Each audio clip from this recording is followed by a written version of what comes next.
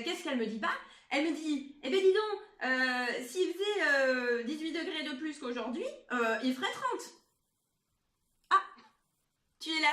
Eh ben ça tombe bien parce que j'étais en train de raconter une histoire qui m'est arrivée ce matin. Et je me suis retrouvée un petit peu bête parce que je n'ai pas compris. Donc on va essayer de comprendre ensemble un peu ce que c'est. D'ailleurs, tiens, qu'est-ce qui... Mais qui a écrit ça? Les équations. Alors, ça doit être quelqu'un qui a entendu le truc à l'oral et qui n'a pas compris. Alors, les équations, c'est pas les comme ça. Hein. Les comme ça, en français, on ne le voit jamais. C'est plutôt les comme ça. Et puis, avec la liaison, hein, une liaison qui n'est pas du tout dangereuse, les équations. Ça, c'est ce dont on va parler aujourd'hui et qui va sûrement nous aider à résoudre notre petite problématique dont je te parlais au début de la vidéo. Alors, que me dit la voisine? Elle me dit, s'il faisait 18 degrés de plus qu'aujourd'hui, il ferait 30. Bon, je ne sais pas pourquoi elle me dit ça comme ça, c'est très étrange, mais on va essayer de comprendre ce qu'elle a voulu me dire. Et puis, autrement dit, à mon avis, on va pouvoir trouver du coup quelle température il fait aujourd'hui. Voyons, s'il faisait 18 degrés de plus qu'aujourd'hui, alors il ferait 30. Bon, bah ça veut dire que 18 degrés de plus, bon, bah tu vois, là on l'entend le plus. Alors 18 degrés de plus qu'aujourd'hui, alors il ferait 30. Donc a priori, ça serait égal à 30 degrés. Ça veut dire que la température qu'il fait aujourd'hui, que je pourrais appeler T par exemple, la température qu'il fait aujourd'hui plus 18 degrés, ça me donnerait 30. Voilà ce qu'a voulu dire ma voisine. Bon, d'accord, ben ça me donne pas la température qu'il fait aujourd'hui, hein. Si? Ah, ben comment tu fais? Ah, mais c'est comme une opération à trous qu'on fait depuis qu'on est en CP.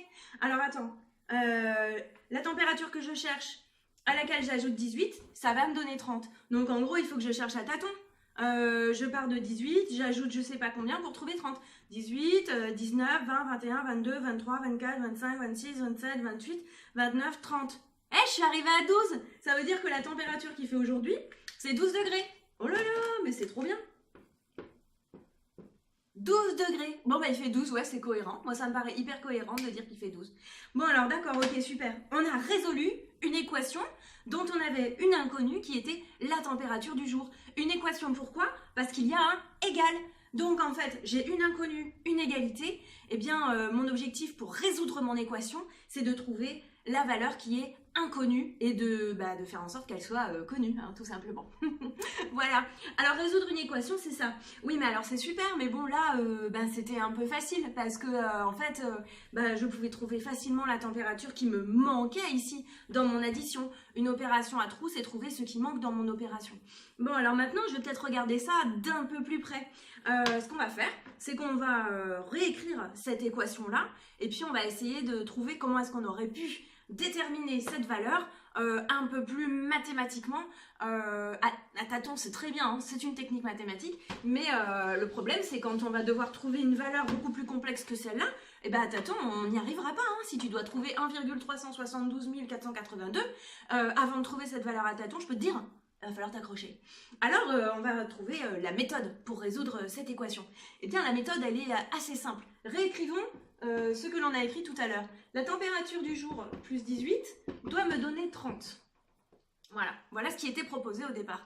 La température du jour plus 18 doit me donner 30. Bon, et moi je connais la réponse maintenant puisqu'on l'a trouvée en tâtonnant. On a trouvé combien? On a dit ça fait 12. Ok, alors on sait que notre température T, notre variable T là, elle vaut 12. Ok, ça c'est pour comprendre comment ça marche. La question qu'on va se poser ensemble, c'est comment est-ce qu'on aurait pu trouver ce 12 à l'aide du 18 et du 30? Eh bien là, c'est simple. En gros, il suffit de détricoter les calculs en inversant les opérations que tu vois apparaître et qui sont appliquées à ton inconnu. Alors, ton inconnu, elle est ici. Quelle est l'opération qui lui est appliquée juste à côté? C'est une addition. Tu la reconnais, cette addition? Bon, très bien. Alors voilà, l'addition. Sauf que moi, je ne veux pas l'additionner à 18 puisque je ne la connais pas. Je veux faire l'opération inverse qui va me permettre de trouver combien on avait additionné à 18 pour trouver 30. Donc, mon addition, quelle est l'inverse de l'addition? Eh bien, c'est la soustraction. Mais oui, tu le sais depuis toujours. Addition, soustraction, c'est les meilleures copines. Multiplication, division, c'est deux autres meilleures copines. Ça, c'est les opérations couple phares que tu dois absolument connaître. Donc, voilà, je veux trouver l'inverse de l'addition, puisque moi je veux retrouver l'origine de ce qu'il y avait avec l'addition, c'est en faisant une soustraction que je vais trouver. Comment je soustrais? Eh bien, je vais soustraire mon 18 à mon résultat et je vais trouver mon 12. Je te montre comment ça marche. Comment je trouve ma température? Je la trouve en faisant mon résultat auquel je soustrais le 18 qui était là. Il était additionné à mon inconnu, je le soustrais à mon résultat. Et du coup, quand je résous mon calcul, 30 moins 18, il reste 12. Voilà ma réponse. Alors ça, c'est une équation qui est relativement simple. Mais ce que tu viens de voir là, cette technique, tu vas l'appliquer tout le temps en fin de compte. Alors je te montre un exemple un peu plus compliqué. Ici, j'avais pris un exemple assez concret. Je vais t'en montrer un autre. Hop là.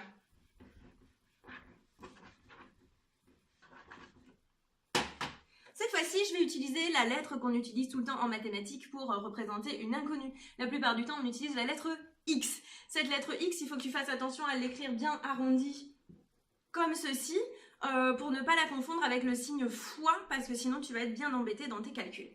Alors, X, on va dire si j'ai 3 fois ma valeur X qui m'est inconnue pour l'instant, et que je dis que c'est égal à 21. Imaginons, je pense à un nombre, je multiplie ce nombre par 3 et ça me donne 21 et je te fais deviner quel était ce nombre. Là, pareil, tu reconnais les opérations à trous que tu avais depuis toujours résolues quand tu étais plus petit. 3 fois combien me donne 21?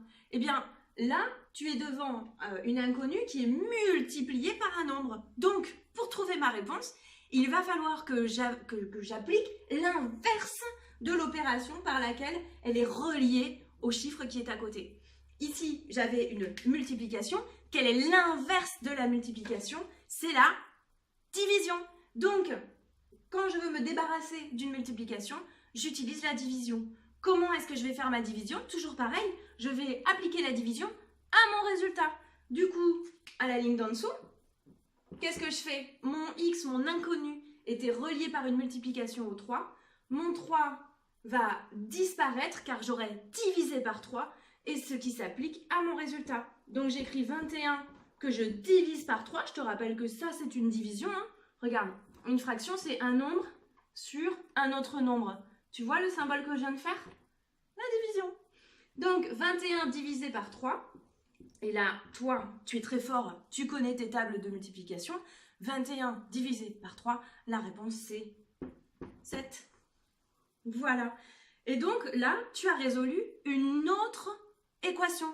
Quand tu as ton inconnu multiplié par un nombre et que tu trouves un chiffre, à ce moment-là, tu n'as qu'à appliquer l'inverse de l'opération. Donc ton job en fait en permanence pour trouver la valeur de l'inconnu qui est dans ton équation, c'est simplement de débobiner tous les calculs jusqu'à trouver le nombre qui était à l'origine, le nombre que tu cherches. Je te montre maintenant une équation un tout petit peu plus complexe. Évidemment, on monte en difficulté, on n'a peur de rien. Cette fois-ci, je vais appliquer plusieurs opérations à mon inconnu, comme ça on va voir comment on fait.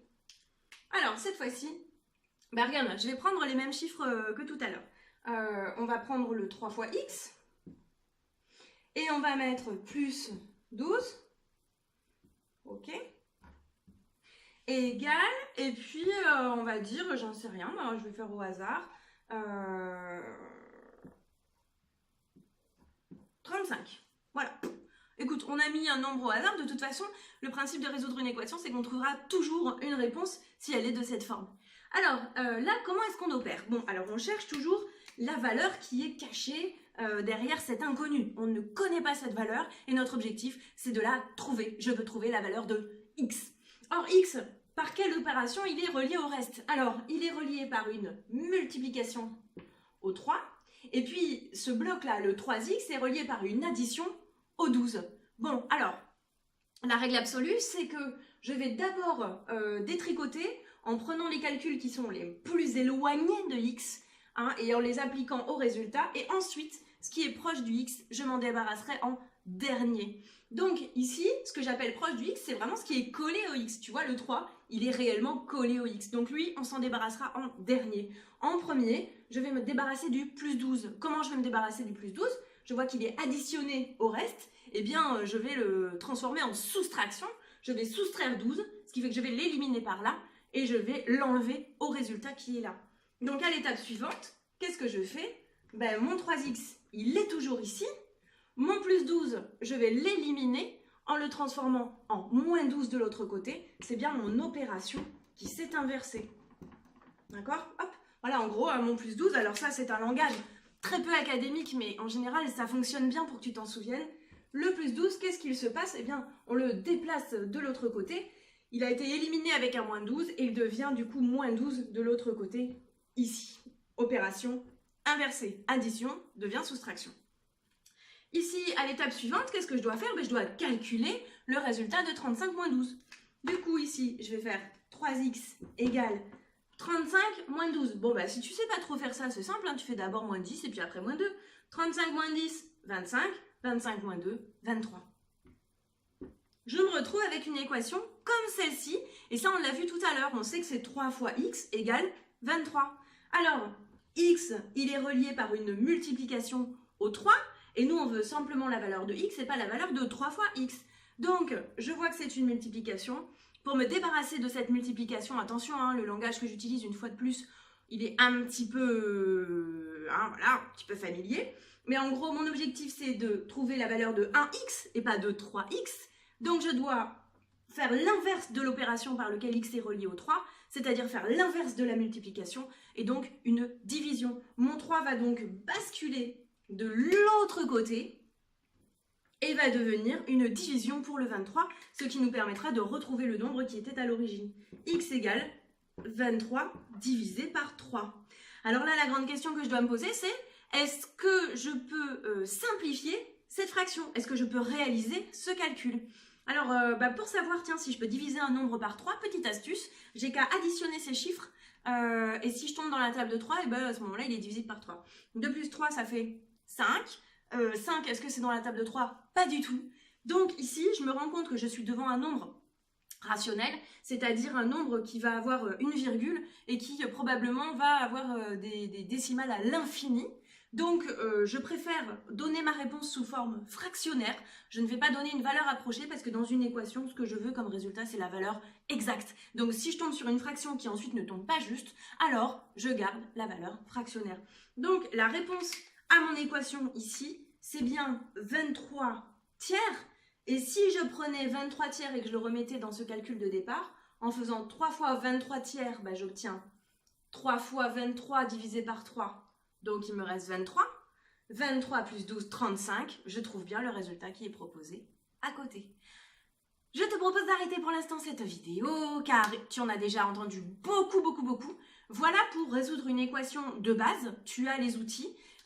Et c'est cette forme-là que tu vas souvent retrouver pour devoir calculer un antécédent dans une fonction. Donc, ce que je te propose, c'est ensuite de regarder la vidéo « Comment calculer un antécédent par une fonction » parce que tu vas utiliser la méthode de l'équation. J'espère que tu as tout compris. En tout cas, n'hésite pas à commenter, à poser des questions. Et n'hésite pas aussi dans les commentaires à me dire les notions sur lesquelles tu voudrais qu'on travaille ensemble. Voilà. Allez, bon courage. Bye bye.